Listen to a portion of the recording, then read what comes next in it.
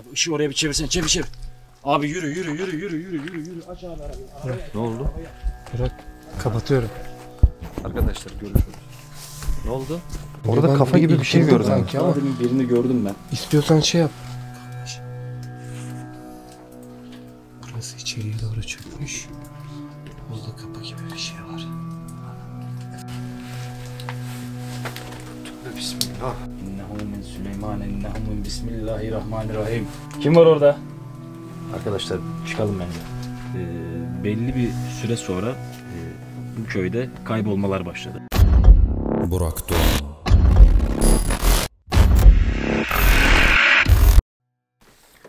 Arkadaşlar merhaba. Bugün ikinci bölümle karşınızdayız.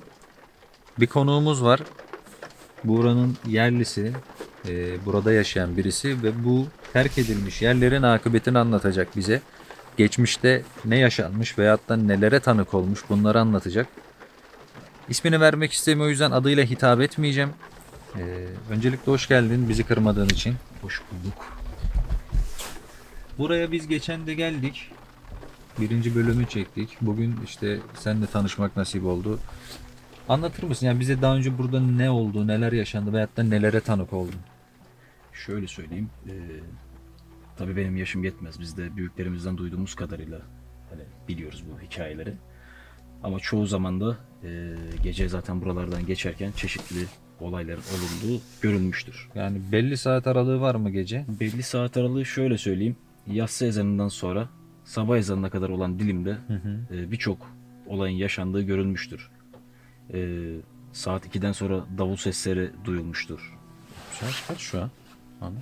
Şu an Saat şu an kaç biliyor musun? 3.30. Şöyle göstereyim arkadaşlar. Saat gecenin 3.30. 3.30. Tam denk gelme ihtimalimiz. Denk gelme ihtimalimiz olabilir. Zaten buranın şöyle söyleyeyim. Nereden baksanız hani 70-80 belki 100 sene öncesine kadar ki şehir merkezinde biliyorsunuz en azından 20 kilometre mesafe var şehir merkeziyle aramızda. Buranın akıbetinde bizim atalarımızın, büyüklerimizin anlattığı olay şu. Zamanında burası yoğun, zaten evleri de görüyorsunuz, kalabalık yaşantısı olan bir köydü. Belli bir süre sonra bu köyde kaybolmalar başladı. Ormanın içinde kaybolmalar başladı. Ve çeşitli ölümler meydana gelmeye başladı. Ve köy halkı yavaş yavaş bu olaylardan işkillenip yani köyü yavaş yavaş terk etmeye başlamış. Ansızın evlerin içinde yangınlar çıkmaya başlamış. Nedeni hala belirlenemeyen. Zaten hani Şu evin hikayesi var mı peki? o evin hikayesi biraz değişik. Sizin haricinde birkaç tane daha böyle hani YouTube kanalı olan, adını vermeyeyim, arkadaş gelmişti. Onlarla beraber de böyle röportaj yapmıştık biz. O evin akıbeti birazcık ilginç. O evde 5 kişilik bir aile yaşıyormuş zamanında. Çocuklarından bir tanesi o evin içinde birden hiçbir şey yokken vefat etmiş. Ve peşi sıra diğer 2 çocuğu da vefat etmiş. Ondan sonra aile bir şekilde oradan hani taşınmışlar, gitmişler. Ondan sonra başka biri gelmiş. Aynı şekilde onların da Çocukları mı? evcil hayvanları varmış. Evcil hayvanları ölmeye başlamış. Yani o eve şöyle söyleyeyim, gelen ne geldiyse yani evcil hayvan olsun, çocuk olsun. Yetişkinlere bu zamana kadar bir şey olduğunu duymadık. Hikayelerden en azından söyleyeyim. Hayvan ve çocuklara bir şey Hayvan oluyor. ve çocuklara. Bu evde O yaşanıyor evde. değil mi bunlar? O evde ve şöyle bir şey var. Hani yılın belli zamanlarında hani bu yoldan çok nadir araba geçer ve geçen arabalarda o evin içinden ışıkların yandığını söyler. Şu an gördüğünüz gibi ev harabe gibi görünüyor değil mi? Evet. Aynen öyle. Ve o evin içinden ışıkların yandığını ve bir karı bir kocanın orada o göründüğünü rivayet ediyorlar. Hani Yakın zamanda ben kendi gözümle görmedim ama görenler o kadar hani şaşkınlık ve korku içinde bu olayı anlatıyorlardı ki yani inanmak zorunda kaldık. Ki fark ettiyseniz hani buraya gelmeden önceki havayla şu anki hava aynen. Bayağı bir fark ediyor. Bayağı fark etti. Çekime başlamadan 5 dakika önce hava güzeldi. Şu anda önümüzü göremiyoruz. Aynen öyle, şu anda da öyle. Benim size önerim olursa girmeyin derim. Neden hocam? Şimdi ismini Yani vermek ne olabilir yani girdikten şöyle söyleyeyim, ismini vermek istemediğim kanallara sahip arkadaşlar da buraya geldiler. Çekim yaptılar. Rica ettiler, girdik. Ya çoğu hani buradan hani koşarak mı kaçarak mı uzaklaştı tabirleri vardır ya, o şekilde uzaklaştı yani. Akıbetleri nedir ne değildir bilmiyorum. İçeride ne yaşadılar? Çünkü ben onlarla çok fazla kalmadım. Buranın geçmişini, içeride yaşayabilecekleri şeyleri anlattım. Onlar ısrarla girmek istediler. Yani ben de onlarla beraber birkaç dakika durdum ama hani Biz senden sonra benden sonra ben belli bir süre durabilirim içeride. Çünkü hani biz çocukluğumuzdan beri hani buraların hikayeleriyle büyüdük.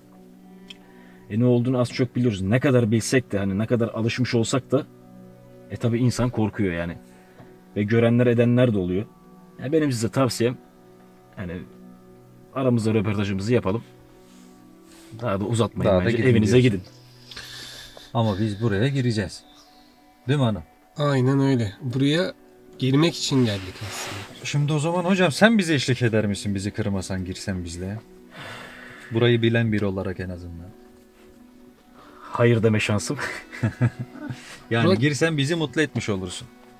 Şöyle Açıkçası. söyleyeyim hani gelmişsiniz en azından Uzun 1-2 yoldan da dakika geldik. 1-2 dakika size eşlik edebilirim ama çok fazla kalamam içeride. Çünkü siz de oraya girdiğiniz zaman göreceksiniz. Oradan çıkmak için yalvaracaksınız. Oraya girdiğiniz zaman öyle bir duygu kaplayacak ki içinizi. Yani oradan çıkmak için yalvaracaksınız. Burak, sence burada bir kabile, ne kabilesidir ki bu? Hayvanları öldüren, çocukları katleden. Sadece çocuk ve hayvanlar dedi. Sadece çocuklar ve Bu hayvanlar. evde oluyordu. Ve Peki çocuklar bu da evde- şöyle çocuklar hani yani yeni doğan çocuk söyleyeyim size yani en fazla yaşları 2-3'tür yani. Yukarısı yoktur. Hadi ya. Burada küçük çocuk ayakkabıları dedin değil mi? Pardon, küçük çocuk ayakkabılarını çocuklar. burada buldum. Küçük çocuklar öldürüldü mü? Kayboldu mu demiştin? 5 kişilik bir aile yaşıyormuş. 3 çocuğu İlk vardı. başta 3 tane çocuğu varmış. Nefesinde var. Benim de. Sanki göğüs kafesime geldi bir şey oturdu. Ve bu çocuklar kayboldu. İlk önce evin içinde bir tanesi ölüyor. Aradan belli bir zaman sonra diğer 2 çocuk da ölüyor. Ondan sonra aile buradan taşınıyor. Ondan sonra hayvanlar olan bir aile geliyor. Hayvanlar da ölüyor. Zaten Evcil hayvanlar öldü. evcil hayvanlar ölüyor ki bahsettiğim gibi arka ormanda zaten böyle şeyler oluyor sürekli. Sürekli hayvan çığlıkları, bağırışları vesaire birçok şey duyuluyor ki az önce de duyduğumuz sesler de zaten az çok belli olmuştu. Burası biliyorsunuz hala çocuk ayakkabıları var. Evet. Ayakkabıları Hala bir çek aile- Onları en son aile- çekelim. ayakkabı- Burak Doğan